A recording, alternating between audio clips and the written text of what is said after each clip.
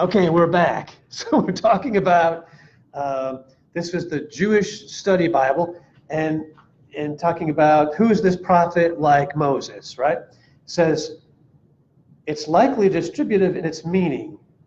I will repeatedly raise up for you a prophet. More than one prophet is clearly intended. Would you say it's clearly intended that there's more than one prophet from what you've read? And does that match what the Chumash says, what the sages said?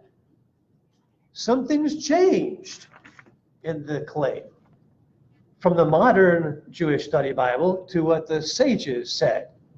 Do you see that? The sages said it was Balaam, which didn't make sense. The newer Jewish Study Bible says, I will repeatedly raise up prophets for you all the time. Plural and not grammatically correct. Do you see? Okay. As if he's setting up a system of prophets.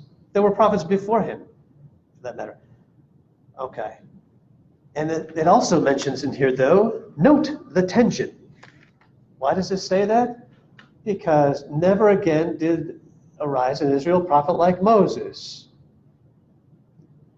That's interesting because over here we had one like Moses, supposedly, whose name was Balaam. There's conflict here. Okay, so now who might this person be then? This person who is, this prophet who is like? It wasn't Joshua. He was already alive when it was written that no one's arisen. That editing, most scholars will tell you, regardless of their religious background, was probably edited by Ezra much later. This little editing saying, not ever since then, no one has arisen. You see? That's after the exile. Editorial note. So who could this prophet be? Well, let me read you one more note on that. I hate that the video cut out. That was bad. Okay, so John, we just finished Sukkot, right? Remember in John chapter 7, we have this report of on Hoshana Rabbah, the last day of the festival of Sukkot. Yeshua gets up talking about, if anyone is thirsty, let him keep coming to me and drinking. Whoever puts his trust in me, the scripture says, rivers of living water will flow from his inmost being. Okay, talking about the Spirit. Hearing these words, the people were not confused that this is some massive claim. There were people in the crowd. Some said, surely this man is the prophet. What prophet are they talking about? No one in the first century in the Jewish community said they don't know what they're talking about. We weren't waiting for any prophet. That's a new claim. No one was saying that then. That wasn't part of the debate. The sages also said, by the way, that the spirit of Messiah, we talked about earlier, right?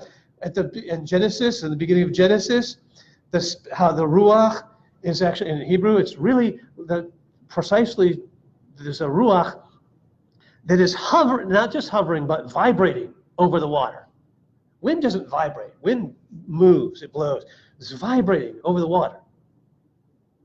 The sages, Jewish sages, say that's the spirit of Messiah. The claims that Messiah is not a divine figure of some sort, those aren't old claims. Those are new claims. Trying to get around something. Okay. So, who might this prophet be? You guys have the list. Tell me how many parallels you found between Yeshua and Moses. And keep in mind as you do, everyone here and everyone on the internet, what God said about that prophet like Moses.